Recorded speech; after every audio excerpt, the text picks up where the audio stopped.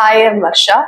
I've done MTech in Construction Engineering Management, and I've joined Eduleem for interior designing under Shamina ma'am. Shamina ma'am is so approachable and she makes the classes more lively, and she gives activities inside the classroom so we don't feel bored. And she teaches she teaches everything from the scratch and makes sure that you understand the topic very well.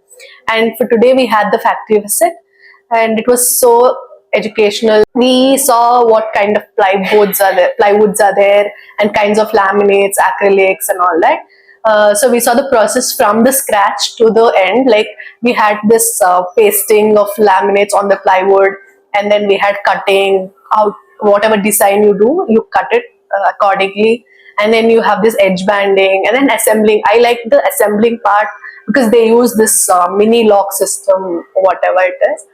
So that was more interesting for me. And then you dispatch it. So we saw the from the scratch to the dispatching. So this was a very informational factory visit.